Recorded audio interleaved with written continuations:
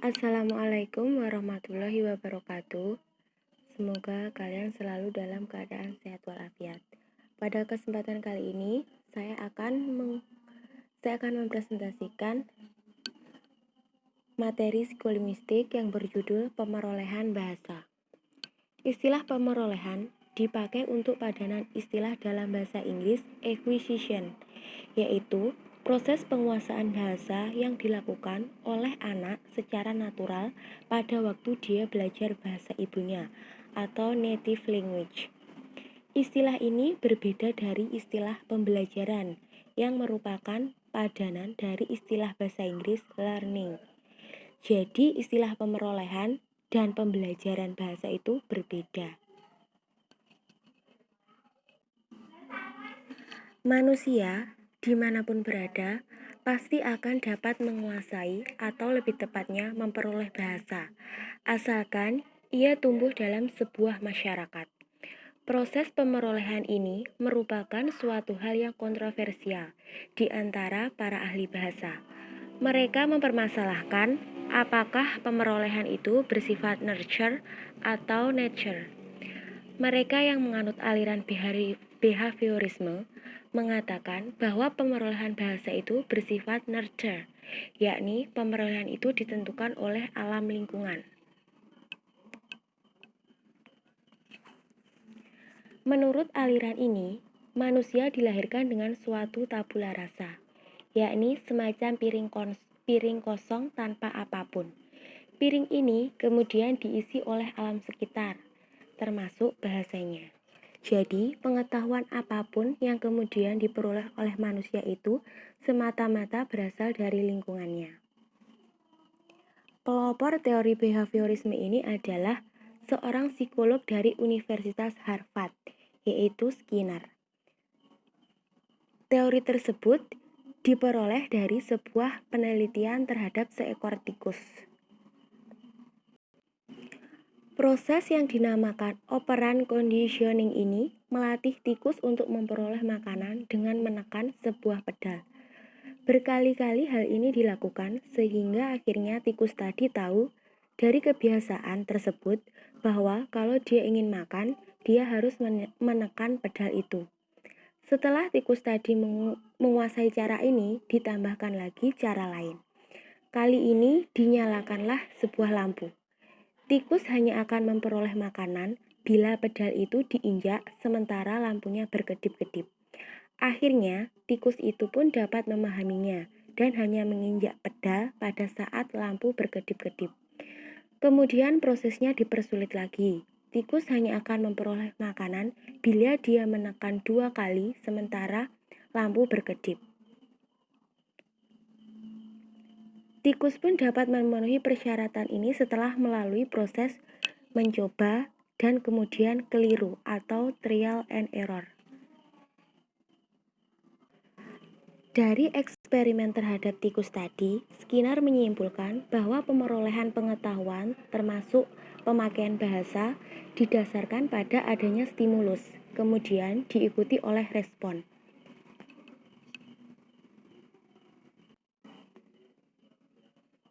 Bila respon tersebut benar, maka akan diberi hadiah. Bila salah, akan dihukum. Dari proses pengulangan seperti itu, akan muncullah sebuah kebiasaan. Bahasa menurut Skinner tidak lain hanyalah merupakan seperangkat kebiasaan. Kebiasaan hanya bisa diperoleh melalui latihan yang terus-menerus. Pandangan inilah yang menjadi dasar mengapa latihan secara berulang-ulang merupakan bagian yang sangat penting dalam pengajaran bahasa asing pada metode seperti oral approach atau audiolingual approach.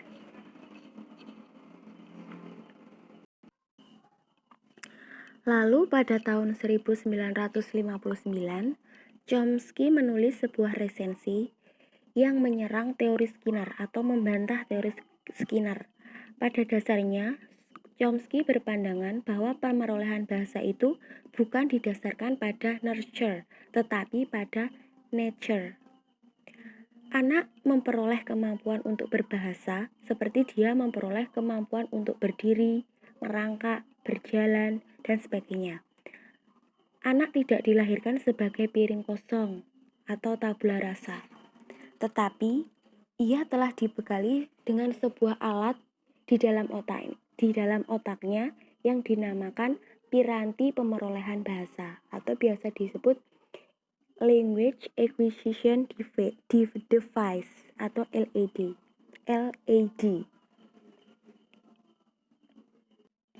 Nah, piranti ini bersifat universal. Artinya, anak manapun memiliki piranti ini. Ini terbukti dengan adanya kesamaan antara satu anak dengan anak yang lain dalam proses pemerolehan bahasa mereka. Dimanapun juga, anak melewati seperangkat proses yang sama dalam menguasai bahasa mereka masing-masing. Chomsky membantah teori Skinner karena menurut Chomsky, bahasa bukanlah suatu kebiasaan, tetapi suatu sistem yang diatur oleh seperangkat peraturan. Bahasa juga kreatif dan memiliki ketergantungan struktur. Kedua kodrat bahasa ini hanya dapat dimiliki oleh manusia. Karena itu, menyamakan manusia dengan tikus, seperti penelitian Skinner tadi, dalam memperoleh pengetahuan, khususnya dalam pengetahuan bahasa, adalah cara yang terlalu menyederhanakan fakta. Kontroversi antara nature dan nurture ini masih berlanjut.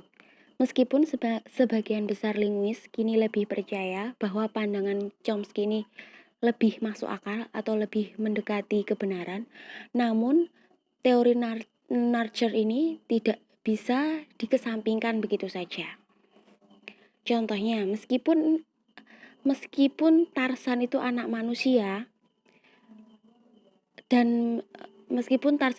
manusia, dia tidak dapat berbahasa karena dia hidup di lingkungan gorila dan binatang lain yang mengasuh dan membesarkannya.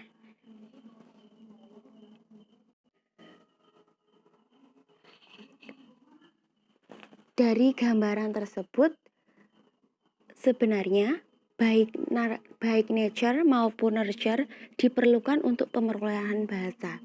Nature diperlukan karena tanpa bekal kodrati, makhluk hidup tidak mungkin dapat berbahasa.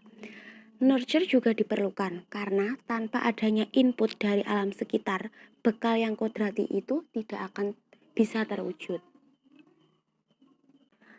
Baik, kita lanjut pada subbab berikutnya, yaitu universal dalam pemerolehan bahasa.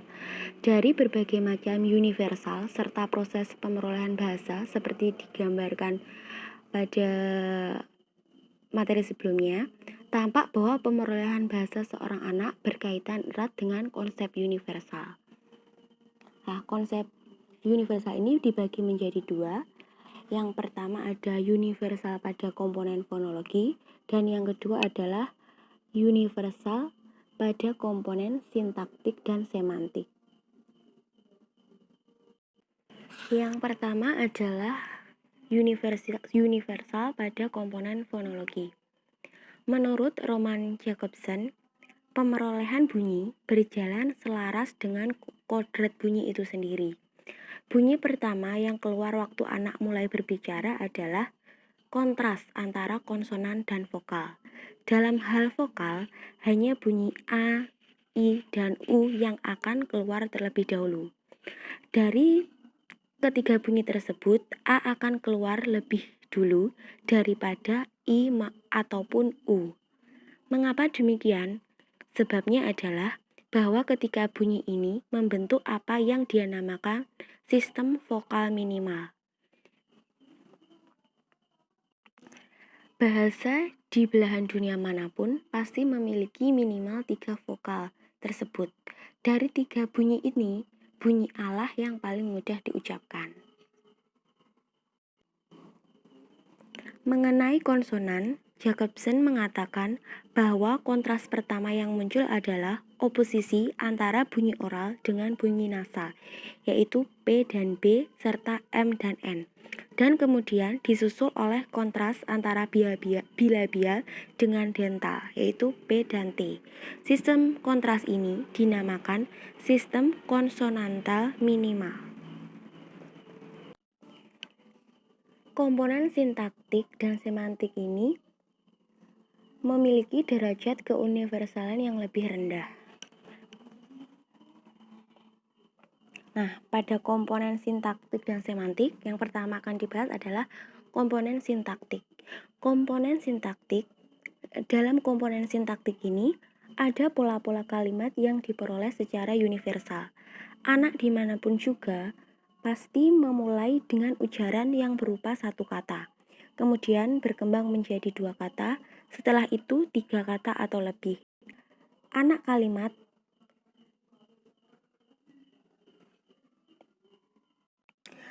kalimat yang terletak pada akhir kalimat lebih dulu diperoleh daripada anak kalimat yang diselipkan di tengah kalimat.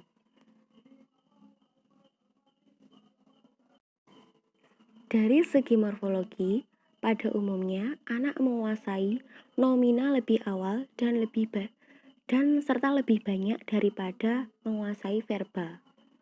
Nah, untuk komponen semantik ini lebih lagi karena kata macam apa yang dikuasai dan berapa jumlahnya sangat tergantung pada keadaan tiap anak. Pada anak keluarga petani di desa, kata cangkul atau sabit mungkin akan dikuasai lebih awal daripada kata komputer maupun krayon, atau malah kata-kata tersebut tidak diketahui sama sekali. Jumlah kata yang akan dikuasai anak mungkin tidak akan sebanyak jumlah yang dikuasai anak desa mungkin tidak akan sebanyak jumlah kata yang dikuasai oleh anak kota yang dari keluarga terdidik misalnya.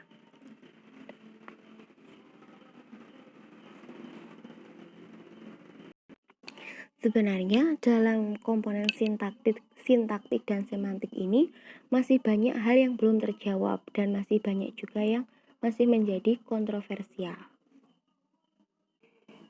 Baik, sebab selanjutnya adalah proses pemerolehan bahasa.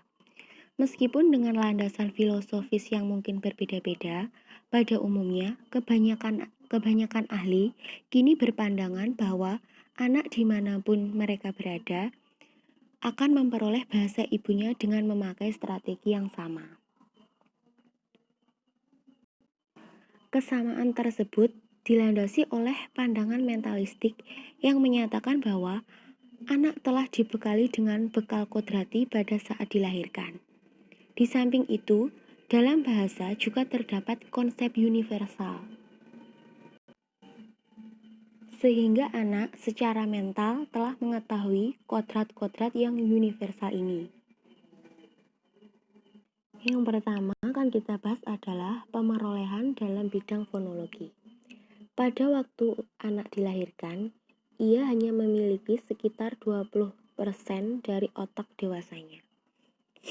Pada umur sekitar 6 minggu, anak mulai mengeluarkan bunyi-bunyi yang mirip dengan bunyi konsonan atau vokal. Bunyi-bunyi ini belum dapat dipastikan bentuknya karena memang belum terdengar dengan jelas.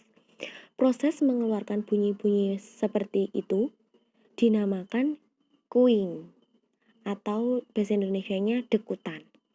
Anak mendekutkan bermacam-macam bunyi yang belum jelas identitasnya. Pada sekitar umur 6 bulan, anak sudah mulai mencampurkan konsonan dengan vokal, sehingga membentuk apa yang dalam bahasa Inggris itu disebut dengan babbling. Kalau diterjemahkan namanya celotehan. Celotehan itu dimulai dengan konsonan dan diikuti oleh sebuah vokal. Konsonan yang keluar pertama adalah konsonan bilabial hambat dan bilabial nasal. Vokalnya biasanya adalah A. Dengan demikian strukturnya adalah konsonan lalu vokal. Nah, ciri dari celotehan adalah bahwa konsonan vokal ini kemudian diulang sehingga muncullah struktur bunyi seperti ini. Misalnya konsonannya P atau M. Nah, lalu vokalnya A. Jadi pa, lalu diulang lagi pa menjadi pa gitu. Jadi dikaitkan seperti itu. Lalu biasanya awalnya misalnya konsonan huruf M, lalu huruf vokal A jadi ma, terus diulang jadi mama. Tuh. Pada anak Indonesia biasanya pada umur 1 tahun 6 bulan ia baru bisa mengujarkan satu kata. Maksudnya satu kata ini adalah versi anak tersebut gitu ya. Misalnya kata sepeda. Nah, yang diucapkan anak itu biasanya hanya satu suku kata saja. Misalnya da, gitu. Jadi dia bisa mengucapkan satu suku kata, tapi itu disebutnya satu kata seperti itu.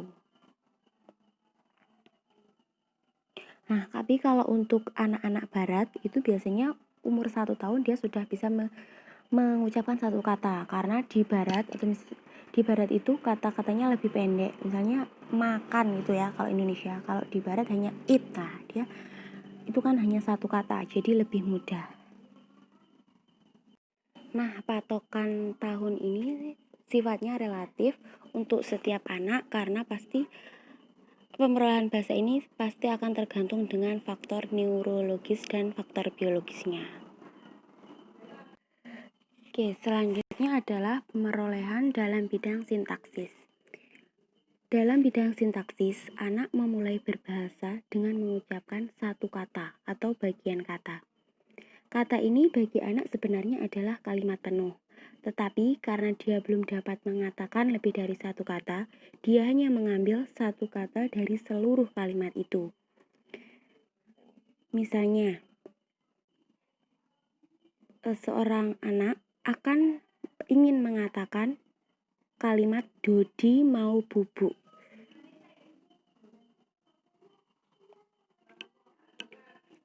Nah, dia akan memilih di, mau, bu. Apakah dia akan memilih seperti itu? Kita pasti akan menerka bahwa dia akan memilih bu. Tapi mengapa demikian? Dalam pola pikir yang masih sederhana pun, tampaknya anak sudah mempunyai pengetahuan tentang informasi lama dan informasi baru. Kalimat diucapkan untuk memberikan informasi baru kepada pendengarnya. Dari 3 kata tadi, pada kalimat Dodi mau bubuk, yang baru adalah kata bubuk. Karena itulah anak memilih bu dan bukan di atau mau.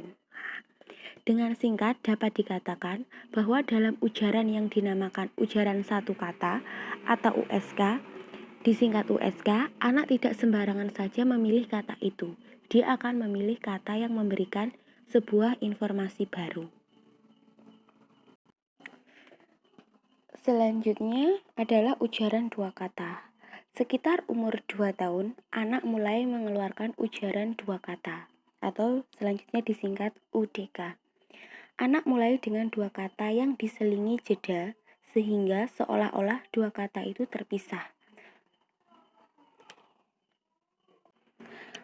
Dalam penelitian yang dilakukan Pak Sunjono kepada cucunya yang bernama Echa untuk menyatakan bahwa lampunya telah menyala, Echa misalnya bukan mengatakan lampu nala atau lampu nyala, tapi Echa mengatakan lampu nala. Nah, dengan jeda di antara lampu dan nyala. Jeda ini makin lama makin pendek sehingga menjadi ujaran yang normal. Dengan adanya dua kata dalam UDK, maka orang dewasa dapat lebih bisa menerka apa yang dimaksud oleh anak, karena cakupan makna menjadi lebih terbatas.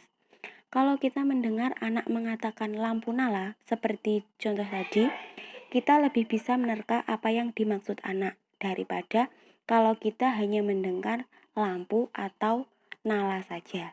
Jadi, berbeda dengan USK, UDK sintaksisnya lebih kompleks, tetapi semantiknya makin lebih jelas.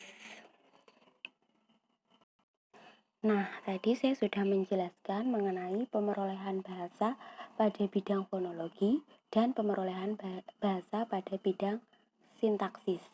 Nah, selanjutnya ada lagi pemerolehan bahasa pada bidang leksikon dan pemerolehan bahasa dalam bidang pragmatik. Nah, sekarang tugas kalian adalah mencari tahu atau mencari informasi mengenai pemerolehan bahasa dalam bidang pragmatik dan bidang leksikon. Nah, Jika sudah ketemu, jangan lupa informasinya dibuat resume dan kemudian dikumpulkan secara kolektif melalui PJM. Setelah itu PJM mengirim ke saya seperti biasa, paling lambat minggu depan, hari Kamis, pukul 7 malam.